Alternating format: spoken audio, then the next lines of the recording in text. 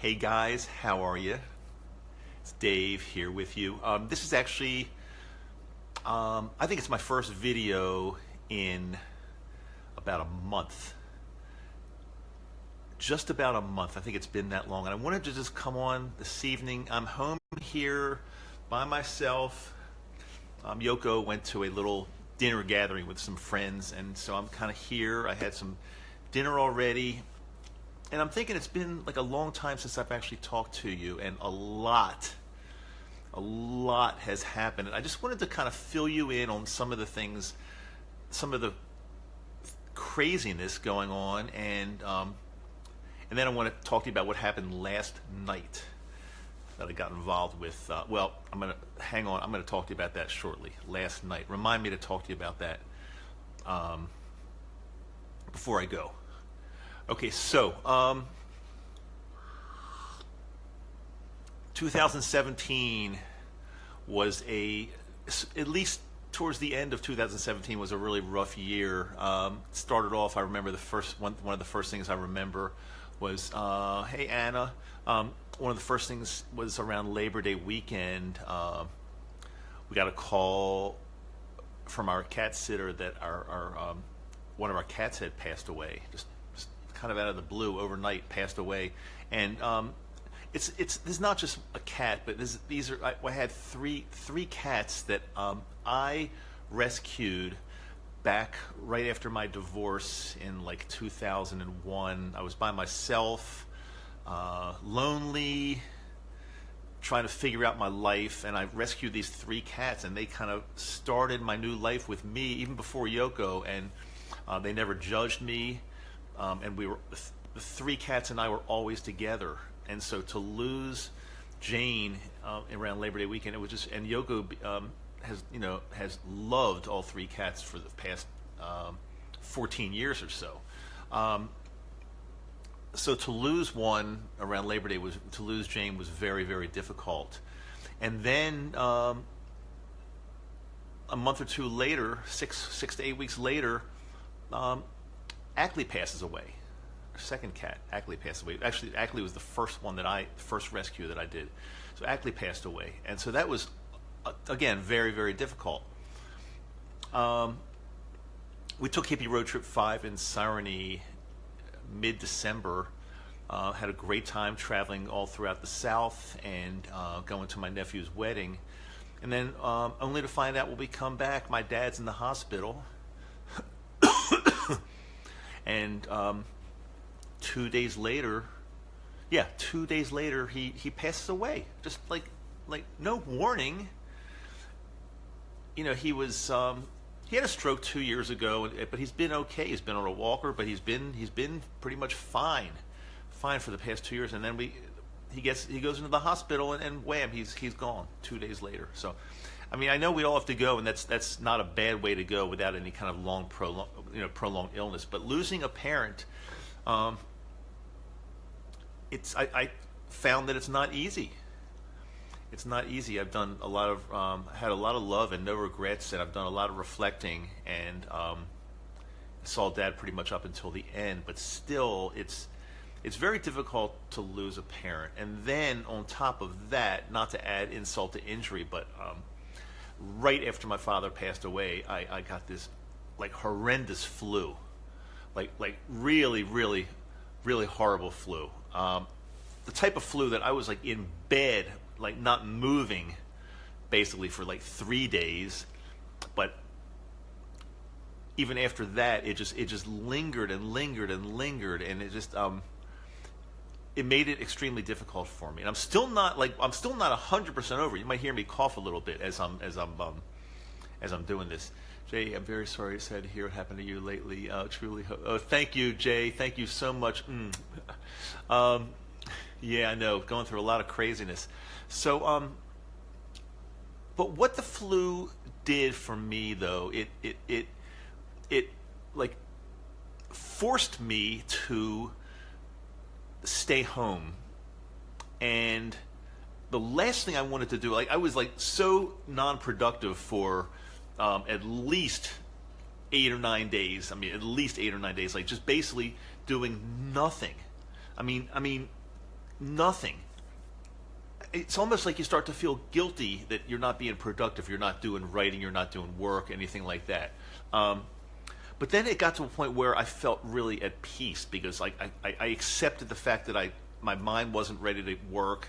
I had the flu. I was just hanging around the house, and my mind accepted all that, and so it gave me a lot of time to just sit back and actually reflect on my dad and my dad's life and my dad's passing. It gave me a lot of time to do that. So I think somehow, I'm not how to explain it, the universe or God or whatever you or I might believe in, I think kind of brought this whole thing together and made it happen. My dad passed away. I got this horrible flu. I had to hang home, think a lot. And I figured out there's nothing wrong with doing nothing. There's nothing wrong with just being and not having to worry about I've got to do this and work and no, there's nothing wrong with just sitting around and breathing and thinking or whatever you want to do. Whatever. Thanks, Bonnie. Thanks. So I'm still not over this flu. I mean, it's better. I'm going out and everything. I'm working some, but what was I going to say about that? So it's been okay. So it's been tough. It's been really difficult. So yesterday I was speaking all day long or most of the day in Northern Virginia. My brother Rich and I did a little conference, and we were speaking all day. So let me back up for 1 second. I want to tell you a story about last night, but I just want to back up for 1 second and share with you something I really learned in 2017, because I meant to tell you this after my dad and my cats and my flu. I realized that being more and more of a minimalist and not worrying about like possessions and my fancy clothes and jewelry and fancy car and just things. If I learned something, and I've known this for a while, but I even feel stronger about it now, that things just are not necessary. Some are, but I'm talking about extravagant, crazy things that just you don't need. I've got no. It's funny. I've got no desire to go out now and buy a new car. I'm driving around in a 2005 Volvo. I love it. It is, it's 13 years old. But I've got and I could go out and buy a car tomorrow if I wanted to. Gee, I mean, come on.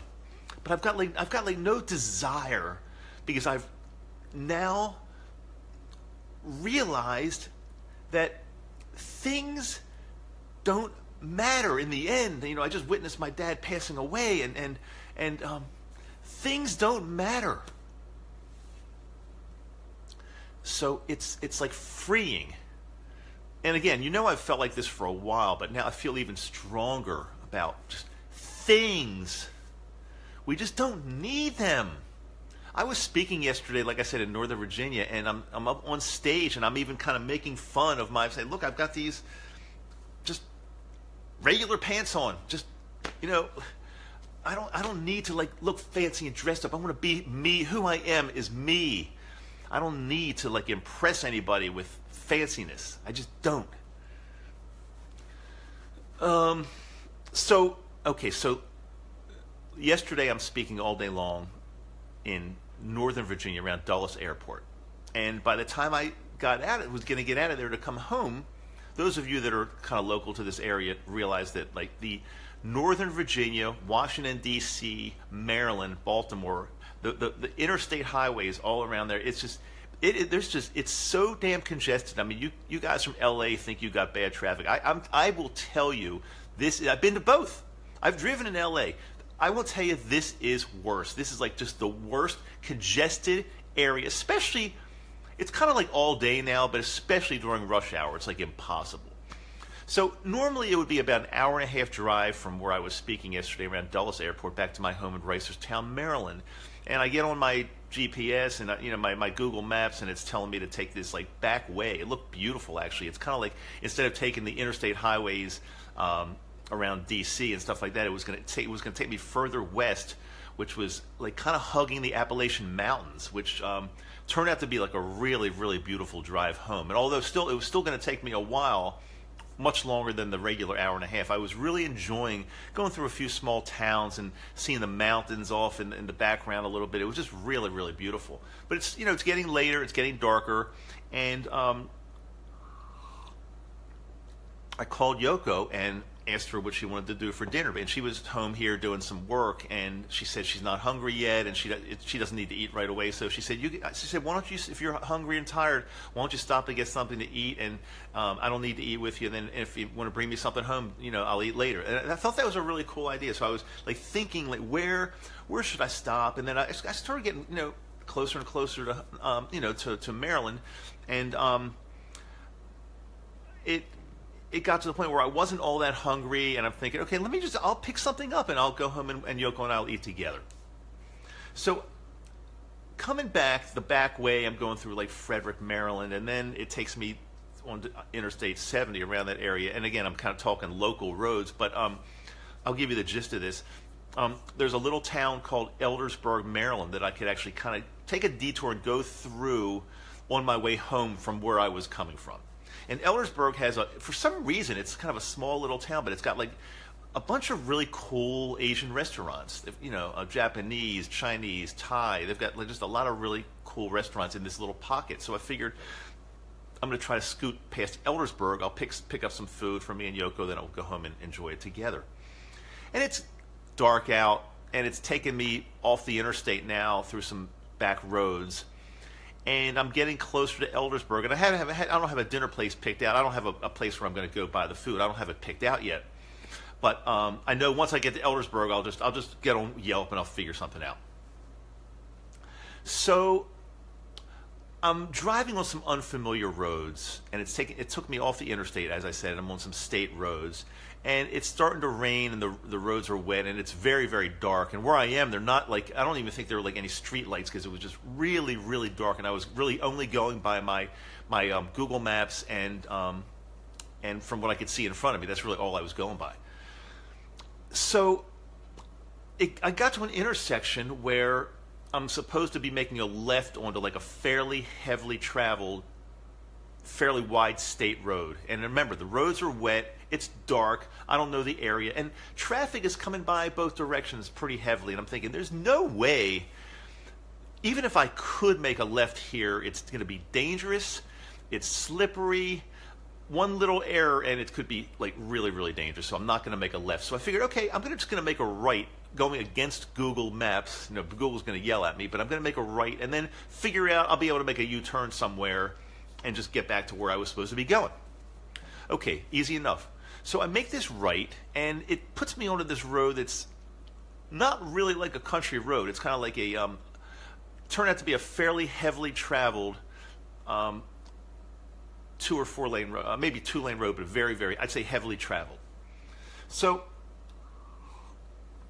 of course, remember, I'm going in the wrong direction now. I want to make a U-turn. Google is telling me in like 1.7 miles to make a left, and it's going to take me some other direction. And I thought to myself, and I said, well, that's ridiculous. That's like at least 1.7 miles out of the way. It's going to be a waste of time. I'm just going to make a U-turn here somewhere. I'm going to find a street on the left. I'm going to turn into the street, then just go. It's going to be simple.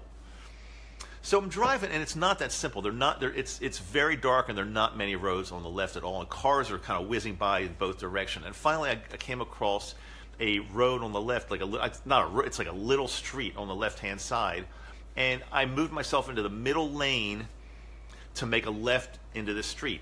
Now, I want to paint the picture that this state road I'm on it's Maryland 32, pretty heavily traveled, and cars are like whizzing by me on the right, coming towards me on the left. I'm in the middle lane, waiting to make this left, and the traffic was like much heavier than I thought, much heavier. So I'm kind of pinned in the middle here because I don't think it was a great option to go back in in the road and continue on, because like cars are coming by, just whizzing by me fast, and I just didn't think it was safe to kind of get back into that flow of traffic like that.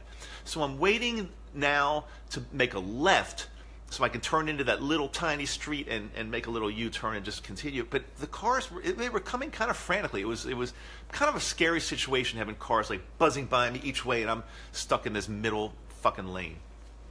So finally there was a point where I felt I could make a fairly safe left, and not that many cars were coming. So I put my foot on the gas and turned left and tried to almost kind of like make a semi U-turn, knowing that I'd probably have to do like a little turn into this street. It's kind of hard to explain, but what happened was, you'll understand this one. The bottom line is, I overshot that little street I was trying to make a left in, because I guess it was so dark, and maybe I was inching my car forward and didn't realize it as all this traffic was coming in, and I overshot that road, because the next thing I realized is I turned into a ditch. The ditch is like obviously on the other side of that road, and instead of going to that road, I just drove my car into this ditch. Okay, no big deal. It was not like a deep ditch. My car was kind of like that, and there were some stones in there I could feel. So my thought process was, okay, no big deal. I'm just gonna back out of this thing. But the problem was, this street is so busy, cars are like whizzing by, and if I backed out, I didn't know like how far out I'd go, and I didn't know if I'd hit I just didn't know. But I figured that was like my only shot, so I tried to find a point where not a lot of traffic was coming towards me, so I could just try to back out of this damn ditch. And well, the bottom line is, there's no way I was backing out of the ditch. There was like mud and stones, and my wheels were, and I've got a 4-wheel drive, but my wheels are like spinning, and after like 1 or 2 tries, I realized there was just zero chance of me ever backing out of this ditch on my own. There's no way. So here I am. I'm on this road. Cars are buzzing by me. I'm in this ditch. I'm in my car, in the driver's seat, in this ditch. And I didn't know what to do. So I'm just like frazzled. And so after a minute or so, maybe 1, 2, 3 minutes, this kind of heavy duty truck pulls. Not an 18-wheeler, but like kind of like not a pickup, but like one of these big vehicles. Okay, I don't know how to describe it. Might have been a pickup. I'm not even sure. Pulls over, and some guy gets out, and first thing he does, he comes up to my car and says, "Are you okay?" And I said, "Yeah, I'm fine, but I drove into this ditch, and now I don't even know what to do now." So he says, "Well, so I got out of my car." He was really, really helpful. His name was David, and he said, "Well, I'll tell you what." He said, this is David talking. He said, I'm gonna call the police, because there's no way anybody can get you out of here without stopping traffic or without monitoring traffic. So I'm going to call the police. You call AAA, and they both need to come out, because AAA needs to winch you out of there or something, and the police need to make sure the area is safe. So he called the police, got through right away. I called AAA, and they said that they'll be out there, and we're just waiting and waiting and waiting. And finally, I'd say after 20 minutes or so, policeman finally comes. After a couple wrong policemen came, but policeman comes, and we're talking, and we told the policeman that AAA is on their way out. And after David saw that I was fine, in good hands, this guy really took good care of me, because I was pretty frazzled. He said, "Okay, I think you're fine now." And I asked him, I said, "Hey, David, do you have a business card? I just wanted to somehow thank this guy in some way." I didn't know him from Adam, and he spent at least 30 minutes with me out there in the cold. I wanted to just acknowledge somehow, but he said, "No, I don't have a card on me," and it just happened so fast. I hugged him. I said, "Thank you so much for helping me, David." So I'll probably never see David again. But if you're somehow watching this, oh my God. God bless you. You potentially saved my life. So I'm out there with the policeman. He goes back, and he lights some flares, and he's got his lights on. He goes back in his car, because I told him 3A is going to be coming out soon. But the bottom line is, 3A took really, really, really long to come out. I was standing out there just by myself, because the cop was in his car, standing out there like on the side of the road by myself for at least an hour to an hour and a half. So AAA comes out. The guy was just a hell of a nice guy. He goes up to the car. He looks at the car quickly. He goes up to the trooper. He says, "So what are my options here?" He said to the trooper, "Can you block traffic for 5 minutes?" And the trooper said, "Absolutely." So they blocked traffic. He pulled his big vehicle over there, and I think you call it winching. He winched my car out of this ditch, and there was no damage, and off I drove.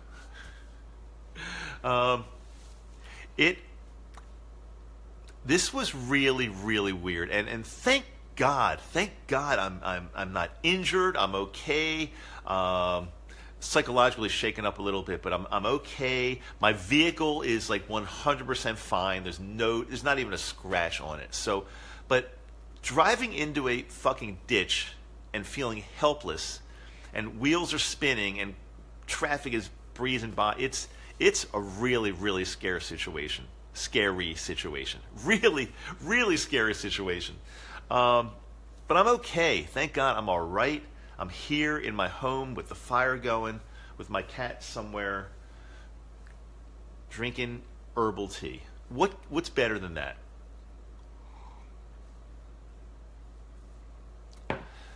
Thanks, Robert. Appreciate that. I hope you enjoyed my story. I don't want to keep you too long. I already have, actually, way too long. But if you came in late and didn't see the whole thing, I want you to watch the whole thing if possible. It's all pretty important, because just lessons I learned, things that I experienced in 2017, and lessons I learned. And again, the bottom line lesson is, and of course, our health is important. I'm a health guy. Our health is important. Exercise, all that stuff's important. But I think unless we're happy, then what good is everything else? Unless we're truly, truly happy, and it just takes. I'm looking around. It just takes the simplest things to make. It should only take simple things to make us happy. It should. Some people, unfortunately, need a lot of things, things to make them happy. But I'm becoming more of a minimalist. I'd like you to think about that.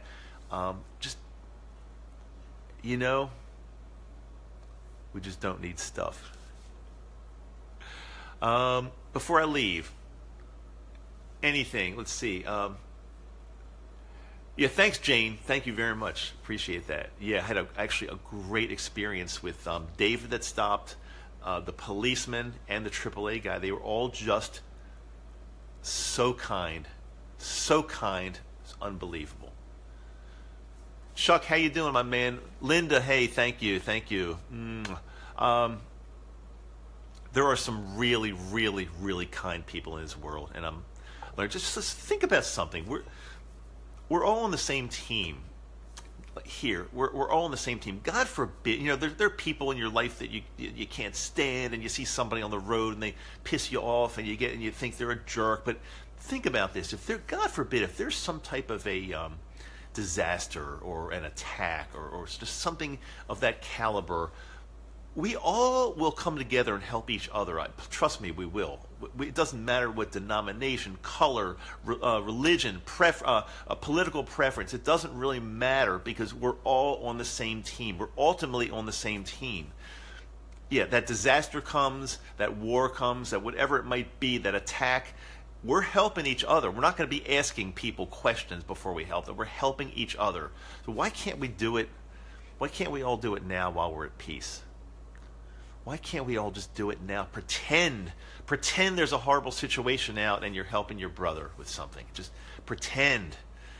Because again, like I said, we're one team. And I thought about that back in 9/11, around the 9/11 era. We're helping everybody we can. We're not asking questions. We're not judging anybody. If somebody's an asshole and they're injured, God forbid, we're helping that person. And I would hope that person would help me as well. Let's love. Let's help. I think it's all I have to say for this evening. I'm going to just relax around here. Yeah, I'm going to relax and do nothing. My new hobby, my new pastime. Relax and do nothing. Good night, guys, gals. Love you. I hope I keep this up. I'm not sure. I did it live. I might keep it up for a little bit. We'll see. So watch it now if you missed any of it. Bye.